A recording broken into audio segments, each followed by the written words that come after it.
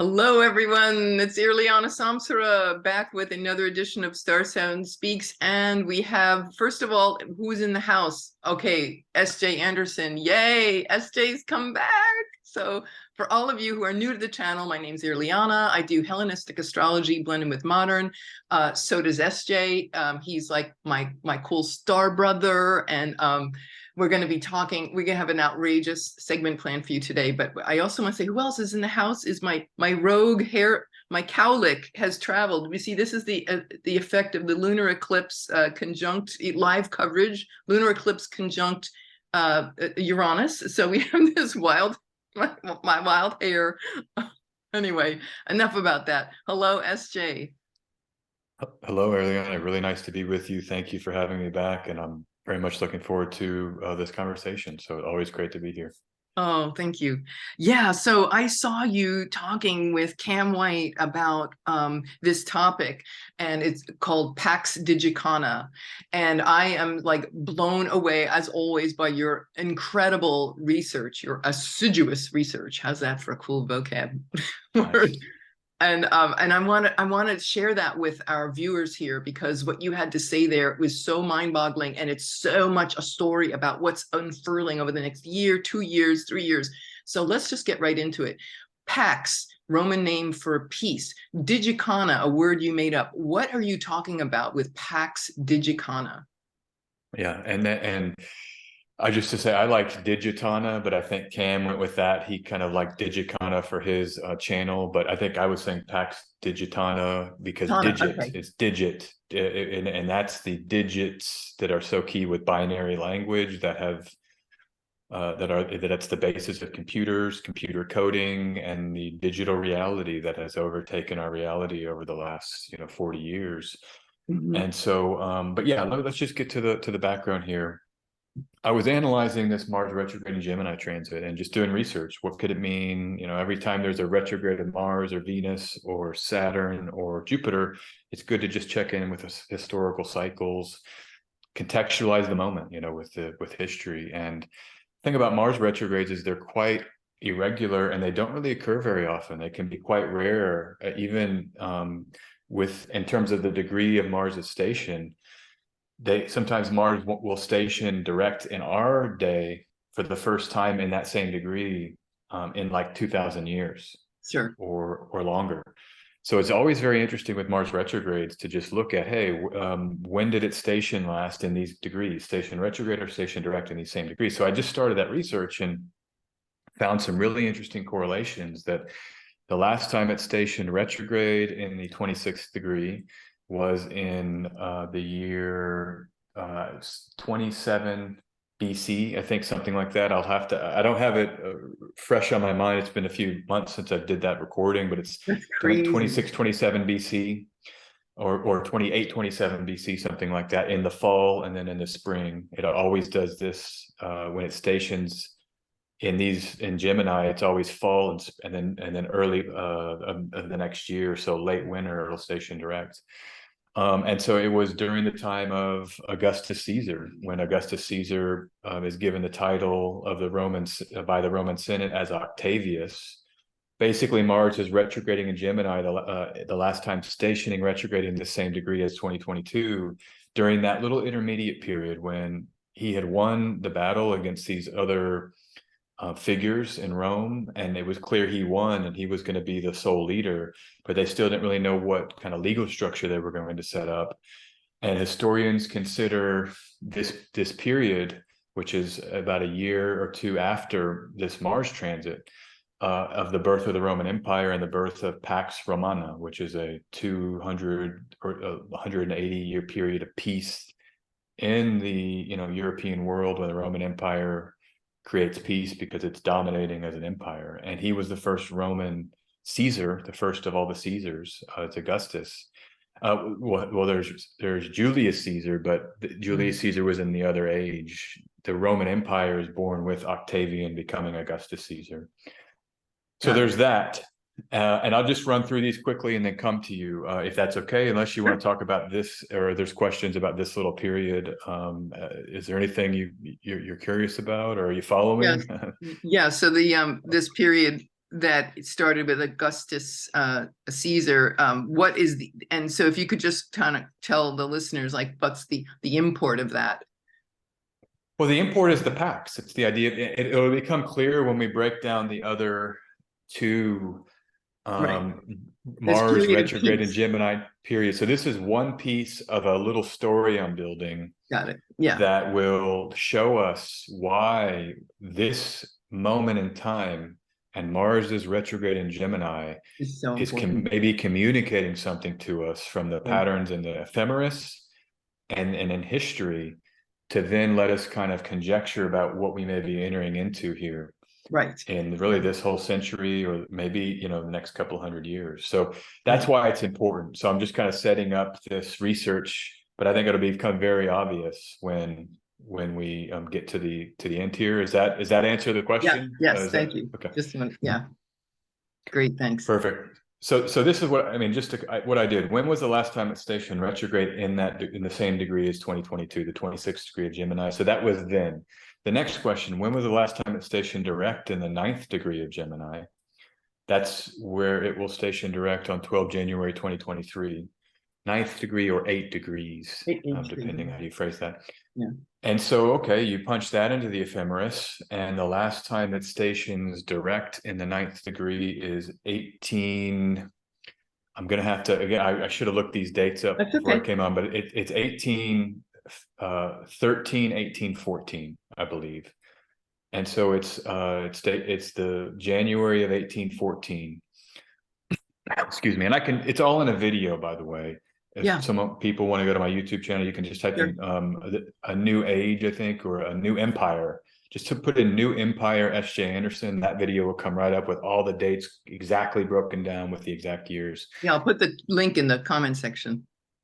Cool. And yeah, thanks for bearing with me. Like I said, sometimes you get so deep in a topic and then Oh, I just know. kind of let it go. I mean, I'm deep into other research right now that's like right on the forefront, and just it's been a long kind of Mars and Gemini transit kind of grinding away.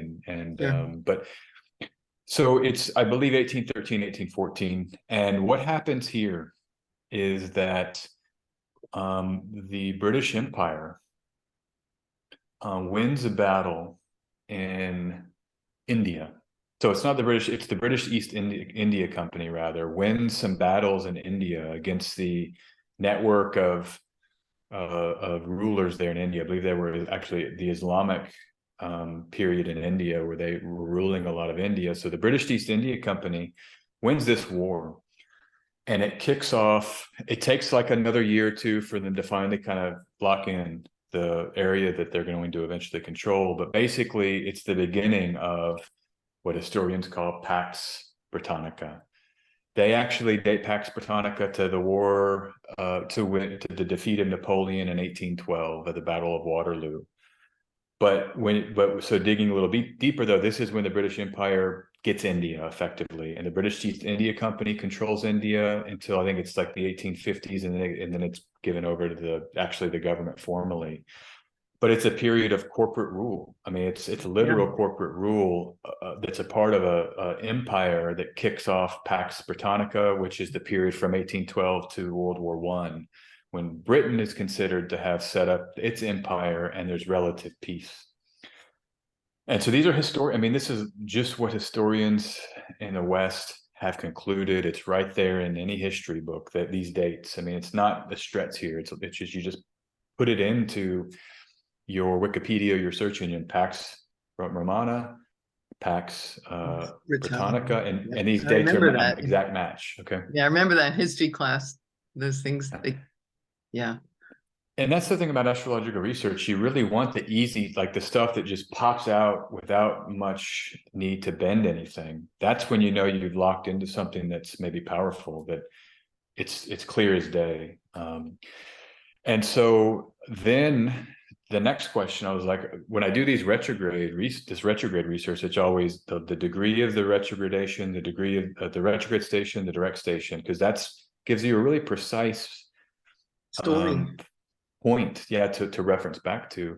And we know all the way back in the ancient world, astrologers have been very interested in exact degrees. We had like degree symbol astrology in the contemporary scene, and even in like the medieval scene and Renaissance astrology, there's these symbol astrologers, things like the Sabian symbols. But you can go back into ancient texts, and some of these astrologers start breaking down each degree and talking about the importance of a degree. So it's not like this is it's almost like a tarot inventive. card, like a version of, yeah. Each degree of the zodiac has its own divinatory symbolic, thing. Absolutely. And I'm very, very interested in it. I see them like, we have 12 signs and we have 360 degrees, and each of the 12 signs has its own mythology and its own symbology, but each of those degrees does too. Yeah. And so, so that's the kind of some of the technical side of why I like this. And I've used this a few times in my career with great results. And so that's why I keep coming back to it. But so then the next thing I like to do with retrogrades is, well, when's the last time, particularly with Mars or Venus or even Mercury, when is the last time there was a full retrograde cycle? If it's a full cycle in the same sign, like it is in 2022, Mars will station retrograde and direct in Gemini. A lot of the time, Mars will station retrograde in one sign and then station direct as it moves back into the previous sign. Yes. And that's an interesting research question too. When's the last time Mars had a retrograde over these two signs, right? That would be a distinct separate subset. Different story, right? Different story. And so in this time we have a clear only in Gemini Mars retrograde. When did that happen last? Just let's see. And it happens in 1943. October 43, January 44. You have this Mars retrograde during World War II. The Allies are planning D-Day, and I like it. The closer we get in time, the more robust it is, because like my parents, my grandfather was right in that first wave. My dad was alive during this time, born in 43. So you actually can talk to people that know about what was happening. It's not like an ancient thing that is always tenuous. And we know, Churchill and Roosevelt planning D-Day. Perfect for Mars retrograde, right? Planning action, right? Reviewing and planning. And then they wait for it to station direct in 44 January. And then they invade. D-Day is June 7th, 1940. June 6th, sorry, June 6th. Okay, so my dad's born June 7th. Okay. So the year before. But yeah, so 6 June. And so you have what happens then in these? So it's like 43 during this retrograde in Gemini, and then a mere less than 2 years later, at the end of World War II, historians identify this again right in this little moment as Pax Americana. And so there's really three main Paxes in terms of the Western world. There's Pax Americana, Pax Britannica, and Pax Romana. There's also Pax Mongolica. What's that? Yeah, the Mongolians that when they created their empire. And that's interesting because I didn't talk about this in the video. I may have alluded to it. I don't think I did, but that happened the last time there was an age of air with Saturn and Jupiter conjunctions in air signs. It's literally right exact. Pax Mongolica starts in like 1205 or whenever it is. Medieval. It's right when, yes. And so it's the 13th and 14th centuries, and it ends that age of air times Pax Mongolica. So is this consolidation of power?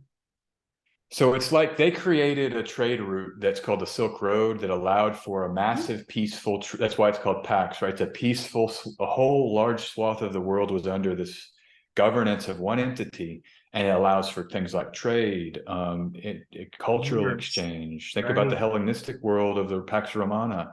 All of the astrology that we got, like the Hellenistic texts, all come during Pax Romana. Dorotheus, Valens, not all, but the major ones. Ptolemy is Pax Romana. Valens, Dorotheus.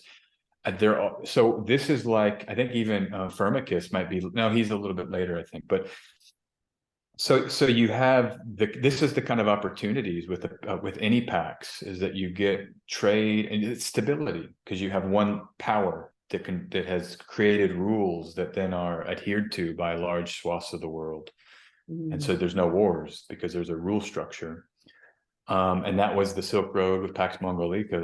That's how these texts got from the Arab world into the libraries of Europe, that they were there and translated later. That's how tarot came from China. The cards came from China into Europe. That whole migration of culture.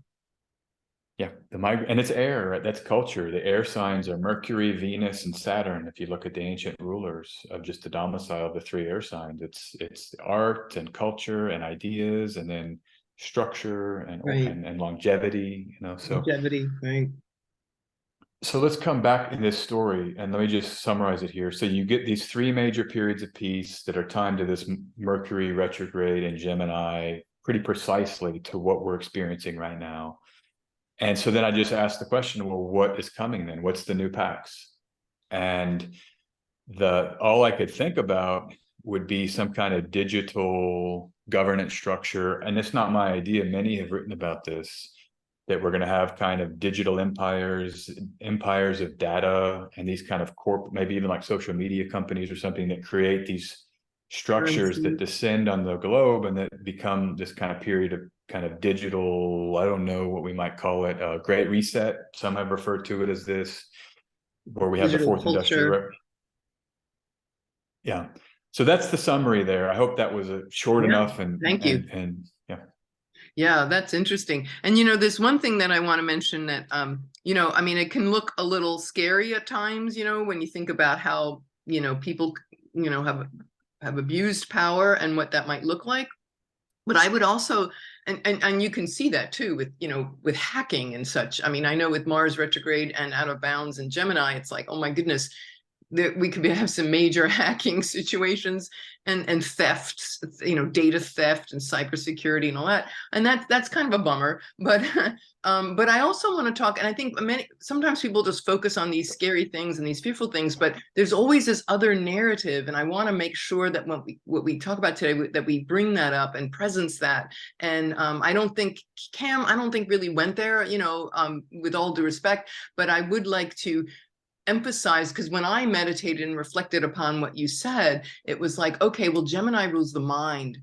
Gemini is about on the higher planes, it's telepathic communication or interdimensional, with Mercury, the archetype of Mercury being the messenger between the worlds. And so even so if we want to go into that narrative, I mean, there's always a choice we make. And if we want to go into that narrative, okay, but there's also, well, in true Gemini fashion, there's always a dual, there's another narrative here that can be emerging depending on our level of consciousness, which one we want to move into. So I see this as, wow, this could also be an outrageous, like this other, kind of like in Harry Potter, they got two worlds. Like they got the worlds of the Muggles and the worlds of the wizards, and they both coexist side by side, but you don't just, a Muggle doesn't walk into the wizard world. Do you know what I'm saying?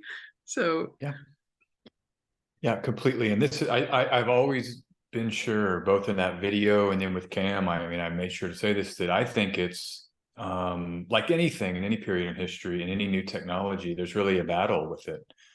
And we have humanity, right? Each of us has a soul, and we're human beings with soul power and God inside of us, and godlike powers of creativity and spiritual, just the spiritual kind of core of the human self. This is my view. And so no matter the technology, there is always the opportunity to approach it and use it with while centering our kind of humanity. And that, for me, that means the spirit, right? The spirit inside of us. And so, the example I always use is, look what's happening right now with you and I. I mean, you're in the States, I'm in Europe, and we have an instantaneous communication across thousands and thousands of miles, high quality audio, high quality video. This is all the kind of digital revolution that we're living through. The power of connectivity, the power of, again, sharing ideas, cross-border, cross-cultural interchange. And from that, whole new fields and new worlds will emerge that are awe-inducing. The beauty of life will be expressed in ways that it couldn't have been expressed before through these innovations, these technological innovations. So I'm extremely excited about that.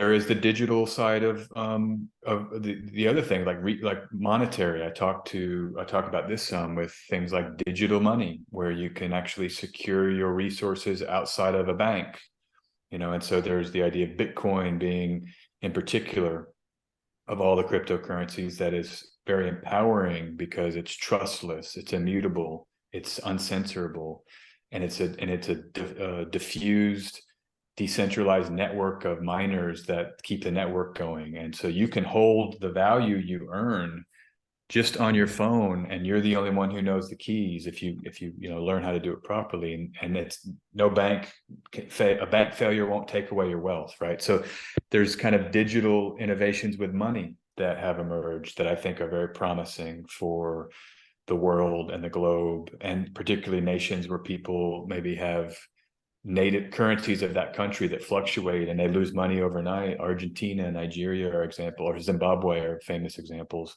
You can capture your wealth, put it on a blockchain, and store that value. So there's that. I mean, there's all kinds of positive ways this could go. I mean, Pax is peace, right? So that also means that wars maybe don't need to be kinetic. They can be digital or information wars. Like a lot of commentators would say that the last 10 years have all been about wars on social media, where countries will fight over ideas and try to win the minds of the population through more propaganda. That might be an upgrade from a kinetic war. We can just fight with the mind. Marshall McLuhan, I just retweeted a quote on Twitter, and he said something like, the wars of the future will be wars over propaganda and the military and the citizenry. There will be no distinction. We're all just fighting a mind war and an information war, and everybody's a participant. I think that's an upgrade because it's more peaceful in a way, where we can kind of use discernment and go into our hearts and kind of parse through information. So I kind of like that, if that's what this means. It's more digital reality. Maybe it's less painful physically, with in terms of kinetic warfare. So anyhow, those are just some ideas I have about the positives. I always encourage people to look around. Also, this is the final thing I'll say. How has technology benefited you now in your life? Is the question to ask. You might be connecting with your loved ones more easily. You can watch entertainment, if that's, you can make art in ways you hadn't before. And then I also like to throw this. What are the mitigations you've had to implement in your life to grapple with the downsides of the technology? Phone addiction, internet addiction, Right. And so for me, I've had to carve out, I do my breath work, meditation, some yoga. I try to encourage myself to have activities that feed my soul and that are non-phone activities as much as I can, because this thing has taken over a lot of my time, and I don't want to lose the other non-phone part of my history. And I mean, we grew up when these weren't even, we were riding bikes, just playing in the dirt, and even into my teens and 20s, it was non-phone, so anyhow, those are just some ideas here about how I'm working with it. But no, we should be extremely positive. I mean, we're human beings with a soul. I mean, we've incarnated into this earth. It's a beautiful gift of life. In my Buddhist cosmology, it's the gift of the human birth, the most special gift there is. So I don't think we have to lose that, but we have to work to center that, just like we've always had to. And as long as we keep doing that, we'll be fine. And then we'll get to capture the upside of the technology and minimize the downside. That's how I've talked about this. That's beautiful. And being that we are mindful of this, and having this astrological knowledge, we are mindful and we can make that choice.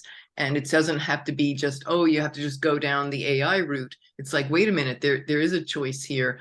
And we don't have to, we can choose to, like you said, get off of social media, get off of AI, take that time in nature. And I think about it as the internet, the AI, internet as we know it, that's really that's just the artificial mind, so to speak. It's all tech, but we were born with our own internet, as the yogis, about telepathy and telepathic communication, and these cosmic mystical experiences that can be had with our own. We have our own technology, that we never want to lose sight of that. It's natural. Yeah, it's natural. And I'll just throw this example. When writing came, the invention of language, and even the invention of writing things down. So it's what is it, Solon's laws, I think, in Athens, or what's the Hammurabi's code, where they write the code on the rock.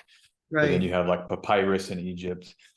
there was a loss of memory. You know, human beings would remember things before there was writing and paper and a substrate to retain words. It was all up here. So we had these very expanded memories. That was lost when writing is invented.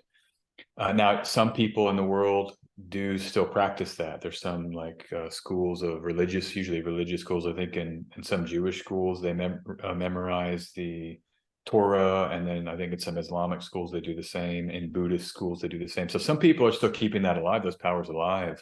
Right. And so even then, if we lose something here, it doesn't mean life's over. Like, let's say we lose our I don't know, some part, like the digitization just gets too much and it's just everywhere, on every wall, everywhere or something.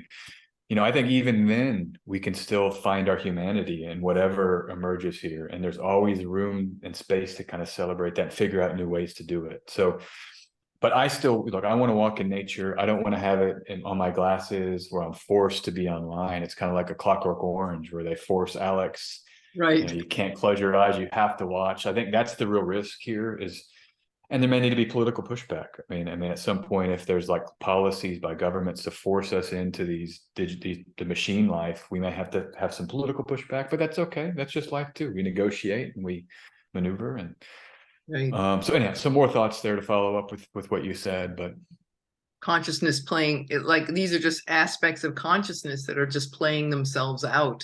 If we can look back and what is that term in Sanskrit, the divine Leela, like the divine play of consciousness. And so it's not to be afraid and get, oh my goodness, it's like, well, I don't want to go there, you know. I'm not being stupid, but I'm also saying, well, but we have to always remember we have that choice. And I know personally, I much as I love being, you know, online and doing all this cool stuff, I also love I'll call it the Harry Potter, bringing back to Harry Potter, the Muggles, and the way the wizards all communicated with each other very mystically, you know, through the fire, right? That little they had their little, the faces would appear in the fireplace and they would, you know, get on their brooms and, you know, so they moved around, they did their Gemini thing in a whole nother dimension. So I want people to remember there is, no matter what you see, this inundation of like too much technology and the problems that could pose, there's always another way. So we always have that choice. And if anything, Gemini is that archetype that says, you know, this and this, or this or that, or both, you know, it's a yes and universe. So that's just what comes up for me. But absolutely. And I would even say even these other air signs, like because Mercury has the triplicity dominion over air signs at night in the ancient system, that every air sign here, as we get Jupiter and Saturn conjoining in air signs now until 2156. right. It really does center the mercurial side of life. This is it, where we can be changeable, mutable, and adaptable as needed to embrace these different parts of ourselves. And I love that. I think you make a great analogy with Harry Potter there. I mean, it's we might have to be, what is it, you know, in the world but not of it. I think that's a Christ quote. Yeah. Yeah. Actually, I believe it or not, 10 years ago, I wrote a book that it so captivated me, that story. And I wrote a book, and it's still on Amazon. It's a little ebook, and it's called The Codes of Harry Potter, Mystical Messages to Transform Our World. I wasn't even planning to, I don't know how I got onto this, but it's just right there with the conversation. But anyway, it's just like decoding what was Harry Potter really about. And there was a story behind the story. So anyway, it's just this little ebook. And I felt so drawn to because I saw this other world underneath, you know, just like as astrologers, we see symbols on a page and we're like, wait a minute, you know, there's a symbology here. There's some story that wants to be told about our lives. And I think that with that story, it goes into these deep places. So you know, what all of these things mean, and the fact that the first thing, I will just do this little piece, the first thing that really captivated me is that this world of Harry Potter, the world of the wizards, existed exactly side by side in the same dimension as the Muggle regular world. So to me, that gives me so much hope to, you know, we always think like growing up Catholic, it was like, oh, God is like this thing out there and we have to like go far to like reach God. And it's like, no, it's like right here. It's right with us. It's right within us. It's in the dimension right next to ours. They push through the wall of Diagon Alley. They tap the wall with their, and then the wall would disappear and they'd walk through it. And there's this whole nother dimension. So, we could, the Pax Digitana, I think Digicana is fine too. That's Cam's version. But oh, yeah, okay. The Pax Digitana, well, digits. Well, fingers are digits, right? Digits. yeah. Mercury, right, rules the fingers.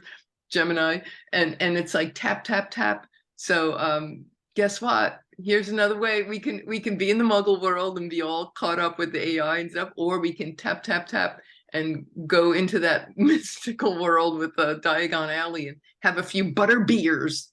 I don't know, I love how it flows with you and I. It's amazing. Yeah, I'm excited. I think this is going to be quite a year. Anything you want to say about 2023 coming up? I mean, Pluto and Aquarius, oh my God, I mean, that's a whole thing to unpack, but anything that just happens to come to mind right now in terms of, because as this is unfolding, I will say this, if I can just bring up the screen here of the, here's the USA chart. And I just, I noticed that when I was at January 12th, I think Uranus stations direct, and it's going to be right on the Uranus, not the Uranus stations direct, sorry. Uranus is going to station direct in January, but I'm talking about the Mercury, Mars. Yeah, Mars is right here and clock, and then it's going to, by Mars going retrograde. Let me just pull this up real quick, and Mars is gonna, here it is, January 12th. Yeah. And so here it is, right on the Uranus of the USA. So that could be very exciting news. Telepathy Central. What's it going to be? Well, it could be a digital wallet for all we know. But yeah, some amazing. And leaders, seventh house and mundane is what leaders of other countries and allies and people we share borders with. So maybe we're seeing on a collective level, there is no border, or we get to invent that border. Or if with Uranus there, it's like, let the borders be informed by our future selves and the higher mind. And, and so that's a whole nother aspect. And I don't see people talking about that on the internet. So that's why I wanted to bring that up. It's like, we always have to remember this higher octave, as we don't want to get into the fear mongering and all this other stuff, which is so easy to get sucked in, but there's always another narrative. That's what I'm hearing strongly. Yeah, it's never just one way. No, for sure. And go ahead. I don't want to jump in here. No, I'm just saying wizards, that's all. Yeah, no, I think it's beautiful that you're bringing this and centering this, because I do think we need to have a higher octave or a different version of interpreting the symbols that inspires us. I mean, that's ultimately what astrology should do, in my view, is inspire us to enjoy life more and to celebrate life and to celebrate the beauty of the ever-present moment that is, the perfect present, as they say. Every moment's a gift of just being consciousness and aware. And so I love that you're bringing this here and reinterpreting this, or interpreting them in this way. I mean, my honest thoughts. So, should you want me to speak to this a little bit, or talk about 2023? No, whatever you feel. Okay. I was just thinking, this is the thing about that Mars. It's fascinating. It's stationing direct right on Uranus. First of all, I mean, it's going to trigger Uranus in the Sibley chart in the 7th house. Uranus is coming to Gemini. The Uranus return for America starts in 2025. And so that's also what I think about. I think this is going to be pre-echoes of what that Uranus return for America will bring in 2025 through 2033. And that's a whole can of worms, because Uranus was in Gemini during the Revolutionary War, the Civil War, and World War II. So America is always at war when Uranus is in Gemini so far. and I don't mean to bring it back down to like a more of a negative delineation, but I just I have to share that if we're going to talk about it. You know, there could be turbulence coming, but I think you're right to point out that, you know, turbulence is required in a way, and there's always opportunity within moments of turbulence to, you know, celebrate, do life well. And yeah, I think if we're thinking about, it's like foreign nations, you know, the self and then the other can be the seventh house. And it's like, who's that foreign nation? It's kind of maybe playing a mirror with America. Well, Russia, right, in a Cold War, that might be a first seventh relationship where it's kind of this, you know, some people say open enemies in the seventh.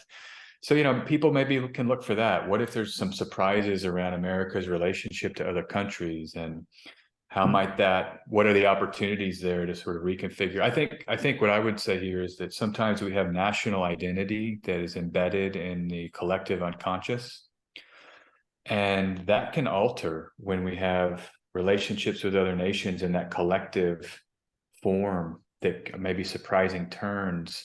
We can kind of change the way we think about our own individual sense of our role in a collective identity. This is some of the maybe more optimistic ways I would interpret it. I mean, what if your nation goes to war? Maybe you want to become a peace protester. Maybe you want to find other like-minded people. Like I've been talking on my channel a lot about praying for peace and like looking at those prayer studies that they did in Yes, I love them. I'm so glad as you a, bring that up. The prayer studies, yeah. Using the mind in this completely paradigm shifting way of yeah. And they do work. They absolutely work. Yep. And we have social media, so there might be collective. I've seen it even in the last few years. Sometimes it's like global prayer, and I've participated in some to heal the world, you know. And so I think this might be some of what's required for us to kind of tap into the old human internet, but we can use this internet, the Pax Digitana, as a way to kind of combine the two. Bridge, yeah. Bridge. Yeah, I And love maybe it. we'll see a whole new era of like peace and connectivity and love and all of it. Yeah, And yeah. but yeah, just to come back, I want to say this too. But is it okay if I mean, there's like my view of Good. 2023. One Go thing I for it. just want to point out that's very important is the month of March. So for Mhm. everybody listening, Yep. put March on your calendar. These are when the major shifts are going to happen. Okay. Right. And you're going to feel it in your Saturn, life. I guarantee Pluto. you. Yeah. 7 March, Saturn leaves Aquarius for good. Saturn enters Pisces. Mhm. Pluto's ingress is what, a few days later. I don't have that date It's as about, I think, memorized. 10 days later, toward the end of the month. Saturn's early, and then, yeah. Yeah.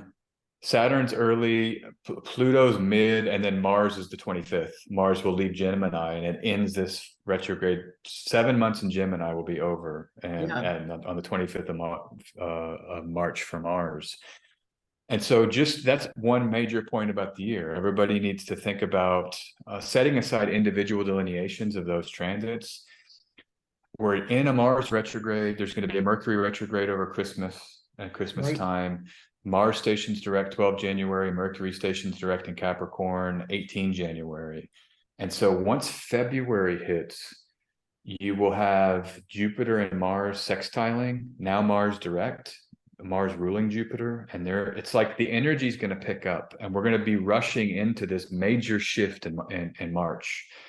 And so that's what I want folks to kind of be aware of. Like, what are you planning, building right now? What are you sort of thinking about or reviewing or going over with this Mars retrograde, such that when late January and February and then the shifts that come in March hit, you can kind of be ready to tackle life, or to kind of grab the bull by the horns and kind of move into 2023. That's like the thing that's mainly on my mind, is kind of prepping for March right now. I'm going to do a video about it soon. And so those shifts in March are huge. The next transit that is on my mind is Jupiter into Taurus in May, I think Jupiter May into Taurus, 14th. right? Jupiter will not go back to Aries. So you get one more bite out of Jupiter and Aries, everyone. That one has a lot more, I think, to like in some ways, because this last one was like eclipse season sort of took, and then that Right. Saturn Uranus square in 2022 is extremely difficult. Saturn square the nodes, it sort of took over the energy a little bit and kind of made 2022 a rough year for a lot of folks, you know. And Yeah. 2023 is a lot more Jupiterian and which can be optimistic and maybe hopeful. And Jupiter then coming into first Aries. I think we can finish the work of Jupiter in Aries that's left over from 2022. But May comes and we get this trine between Jupiter and Saturn for the rest of the year, Taurus Pisces, this sextile, pardon me. And so I'm looking for a shift in terms of buoyancy, optimism. I think that will, there's going to be some of that accessible, maybe more so than Saturn and Aquarius for the last 3, and in Capricorn for the last 5.5 years. Yeah, Saturn, and it's the finally major out shift. of that. Finally loses that dignity. It was just such a grind. Yeah. You know what I think too is interesting? This thing with Mars. Okay, retrograde, out of bounds, everything that we talked about. Then it goes, when it gets out of that in March, it enters Cancer. So it's not, I mean, and that is where it, or I didn't have dignity in Gemini, but Mars in Cancer, it's in its fall. So it goes through this whole rigmarole, then it moves into its fall. So it's not a comfortable place for Mars, but it's like learning to be compassionate for, and using that strength and courage to nurture and build, the nurturing aspect of Cancer. It's not easier, but it's a place where we have to like refine that conquering attitude and the Mars conquering mentality of aggression and violence. It's like, no, you're not doing that anymore, dude. Sorry. And you have Mars in Cancer, and then it goes into after Cancer, Mars goes into Leo, and that's when it's opposing Pluto. So it's like, oh my God, this whole Mars story is like all year long, almost, because Pluto's going to retrograde at 0. So it's going to hang at that critical degree for most of the year. It goes a little bit back into Capricorn, but it's like, oh my God. Yeah, hang on to your hats. I remember when you showed us the Andre Barbeau graph where it's like we're moving 2023, we're moving through this like I actually saw it in a dream yesterday where we are moving into this narrow passageway, and we're going to come out into this amazing huge cavern, but it is like this initiatory phase. Nothing to be scared of, just the mind. It's the mind and the breath will take us home. But we are moving in. This 2023 is definitely the squeeze point. Oh, yes. And the other thing, and so I love that you brought up Mars opposite Pluto, because that will trigger just a little bit about Pluto and Aquarius. Pluto hangs out in the same degree as the Jupiter-Saturn conjunction in Aquarius, the first degree or 0 degrees. Which was December of 2020, for those of us. Which was the winter solstice of 2020. It was this major ushering in of this new Aquarian age. And I think we've been in the age of Aquarius for a while, but I have no problem with the term new age or Aquarian age. Like a lot of our colleagues kind of freak out when you say that, but I try to parse my words, a new Aquarian age. And that's why it's not new age, or it's not the age of Aquarius, but because that will trigger some folks. But people get upset at like purple tie-dyed shirts and crystals. Look, I used to live in Sedona, so I know it well. I want my tie-dye shirt. Give me my crystal necklace. Like I'm ready to do crystals. Some of that. For sure. And it's, I don't mean to, like, I'm totally with our colleagues, we have colleagues of all different ideas and beliefs and everything. And I've learned to accept that in my time in the community and accept others and all of that. So I don't want to sound like I'm negative here around others' beliefs, but we love you all. Don't worry. Purple tie-dye t-shirt people are welcome here in this channel, and yours. Yes. And those that are more of the materialist positivist. That's kind of who I'm kind of critiquing here a little bit. So I think sometimes, and this is a little interlude, we'll come back to these transits, but sometimes astrologers have been so marginalized in the last couple hundred years since the Enlightenment, or the Cartesian kind of turn and the sciences, that I think a lot of times there's a kind of desire to be accepted by the larger world, which is real, because people still make fun of astrology and astrologers, or try to mock us or call us crazy. And so I think a lot of folks kind of respond to that by maybe trying to look for approval with the sort of scientism or the materialist dominance. And so they kind of turn their back on a little bit, or sort of mock maybe these other, new age style spiritualities. And for me, I'm like embedded in those. That's my kind of what I like, So that's more what I'm kind of pointing out this tension that's here in our community. And anyhow, that's just to clarify what I was trying to say there, obliquely. Okay, do you want to say anything about that, or should I turn to these transits? I don't want to like just say that and then pivot out from that Oh, topic, because no, it's no, that's actually an cool. interesting topic. But Yeah, no, that's fine. Carry on, as the British would say. okay, Carry on. perfect. Oh, But wait, just can as I a just say, speaking of carry yeah, on, yesterday, I don't know if you heard that Prince Charles got eggs thrown at him and the guy got arrested. And but I just thought, oh my God, look at this like live coverage of Pluto and almost, Pluto is heading into Aquarius where the center cannot hold. And so yeah, I mean, it was, I'm not laughing at it, but I loved if you read the stories. Oh my God, you could see how show you this. Here's this story from what's the story from MSN.com. Okay, King Charles and Queen Camilla. When the video was like, oh, and it's like, oh, look at that thing, it just landed on the ground. But you can, if you hear the video, these people were, the king appeared unfazed as several eggs, but the thing is that, I mean, SJ, that if you hear the video clip, these people, some of the people you could hear were saying boo, and then there was a bunch of choruses of God Save the King, but the first part of it was all boos. And then in the third part, after the eggs hit the pavement, people started screaming. And I'm like, oh my God, live coverage, Pluto heading into Aquarius. It was, SJ, it was primal screams. It wasn't like, hey man, like rock concert screaming. No, this was like screaming, like this primal Pluto screaming from the crowds.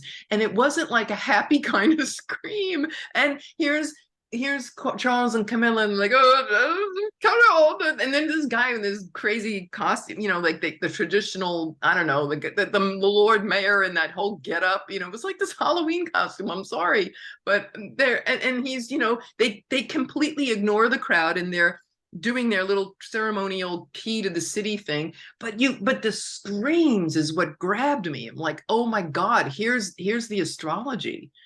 Here it comes, folks.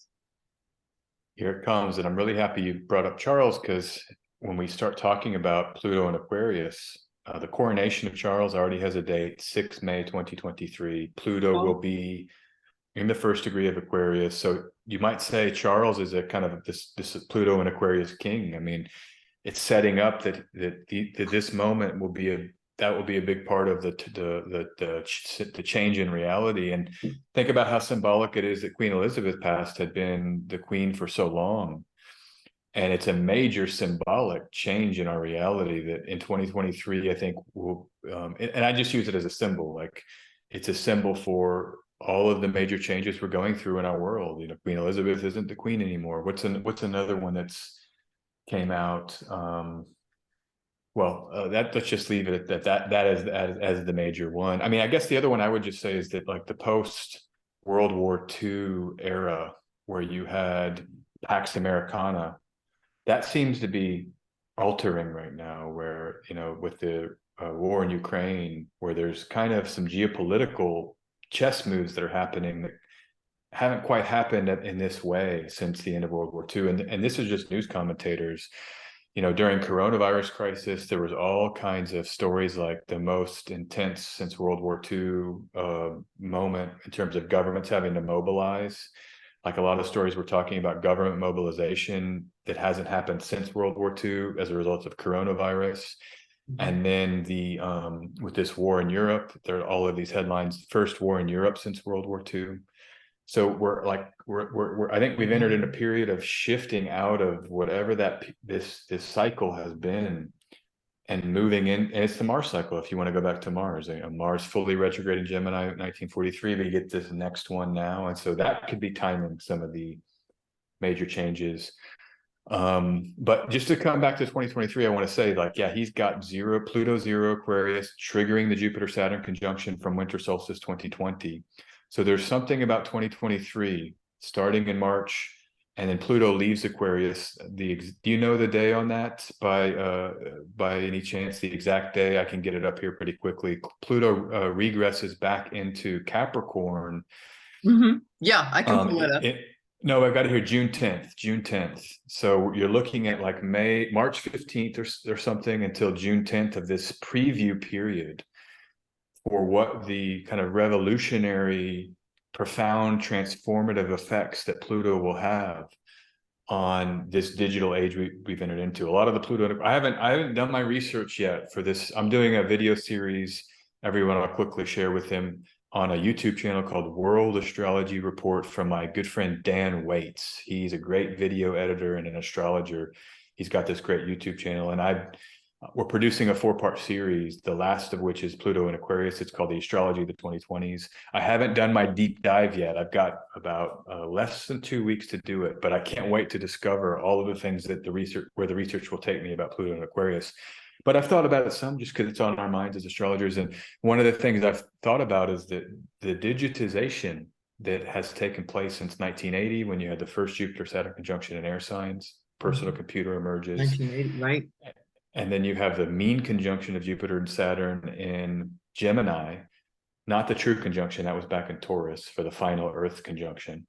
But then now you have, after this conjunction in 2020, the first the second in air signs, that then there will never be another one in earth signs. The next one that's in a different triplicity is 2159. It's in a water sign.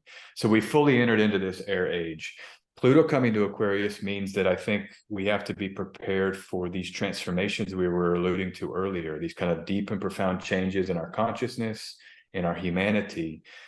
And Pluto being there, I think, will allow the birth of kind of at its best, the latency, the latent potential of this digital age, and how we can kind of turn it into something that's very useful for humanity. I'm very pro Pluto. I don't. A lot of astrologers are afraid of it. I think it's the transformative power, right, of the deep reality. And it should be embraced. Now I have it right on my ascendant, so maybe that's why. But well, Om Namah Shiva, Shiva is Pluto. So when we're doing mantras, we're calling on the Pluto energy. Transform my life. Help me banish this darkness and let me purge this to be my real, authentic self. Oh yeah. Oh yeah. So yeah. And that's what's going to happen. It's a 20-year period, I think, 2040s. So we're looking at about over 20 years, 25 years, 25-ish years of Pluto there. Yeah, 20 years of Pluto. So our little trailer for that is the 0 degree. I always say it's like the trailer you see in the movie theater, coming attractions. Like, it contains the whole story at 0 degrees. So from March to June 10th or 11th of next year, we're gonna, there it is, folks. Yeah. Pay attention, because it's all going to be shown, and then we can so it's, sorry, we're in 2023. Wow. We're talking about 2023. I'm still thinking like 2020 or something, but yeah, it's 2043, I think, when Pluto's in Pisces finally. And it's that little early 2040s when it's going over that boundary. What's interesting is that a lot of these futurists talk about this is the moment of the technological singularity. They've pointed it to 2040. And so leading up to this the singularity is the idea that like AI and the technology becomes so advanced that it becomes this kind of birth of a whole new species or something. I'm not saying I agree with this, but I do like to look at what futurists are saying. And I think, just to come back, this period from 2023 till 2040s, early 2040s, it is the confrontation and with technology, the confrontation with AI, the confrontation with the injectable forms of technology. All of this we will have to, as a collective, grapple with and understand and process and emerge out from it. Like we mentioned earlier, mitigating the worst, embracing the best, and birthing this kind of hopefully a long-term, mutually beneficial relationship with technology for the rest, of the century and into, the rest of humanity. Hell, let's just go there, So Big tipping point. that's very important transit of 2023. And what should I wanted to bring up some other ones. Is that okay? Did you want to say anything else here? I don't want to No, it's keep fine. jumping in. No, if you want to, if you have anything, yeah. What else is on your mind? Yeah, just for 2023 is the I'll just go here. The Venus retrograde in Leo that is in the summer. Venus will come into Leo when Mars does. They're actually there together in the summer. They Right. travel together, and Venus it's like 5 June when Venus comes into Leo, and it's not until October that it leaves Leo. So be prepared for a long sort of relationship, beauty, adornment, around the Leo line, the kind of the projection of the self, all of that. And maybe this is good to have with that initial burst of the Aquarian and Pluto and Aquarius. I think we get, maybe we want to change our appearance. I know I cut my hair off when we had the last Venus retrograde. So these are the kind of things that can happen with Venus retrograde. We change something or we change our appearance, but that's on my mind. And I'll stop there because I'm real focused more on this first half because we're about to enter that. And there's some pretty clear big stuff happening. Absolutely. Excellent. Yeah, and we can have you back on as we get further into that, year, and as we can unpack more of that. But this has been so great. I'm so grateful that you were able to, make that, and on not a whole lot of sleep. So you go get some sleep. Thank you. Yeah, just towards the end of my day, I'm kind of winding it down, and I'm looking forward to these eclipse season. I'm sure some listeners out there experience the intensities of it, and just the kind of even if life's going perfect, I find sometimes it can affect the body for me, where the eclipse is just, I need to sleep more or rest more because of how intense. The moon's the body. The sun and moon are the two luminaries that represent the self and the body. So I'm kind of in some post-eclipse season recovery too, and looking forward to just some rest and all that. I hope you're doing. I hope that wasn't too intense, for you, and that you're doing okay too. Get some rest this weekend. This lovely Cancer moon. I can't wait. Yeah. Get some warm baths going. That sounds like a good one. And velour slippers and cookies, and stay home and make cookies. All right, my dear. Well, all right, let's wrap this up and say that to contact you, your website is sjanderson144.com. sjanderson144.com. Just go there. All my socials are linked there. My YouTube, my Twitter. Those are the only two social media platforms I have right now, YouTube and Twitter.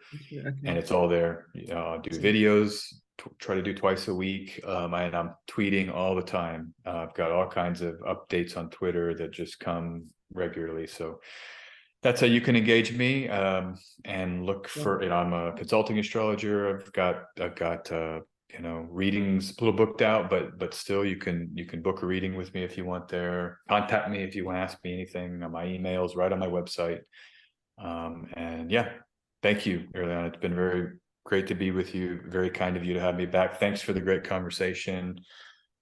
Talking to you about Pluto and Aquarius, I'm kind of getting excited about it a little bit more than I have so far. So thanks I'm glad we went there, and I appreciate you. So thanks.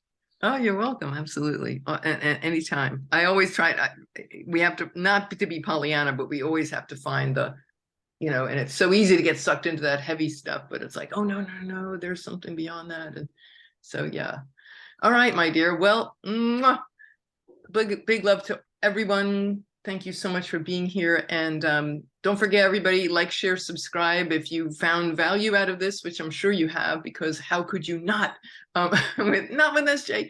It's just wonderful. So thank you again, and we will see you next time. This is Irliana Samsara, StarSound Speaks, with SJ Anderson, StarSoundastrology.com. Thank you all for listening. Bye for now.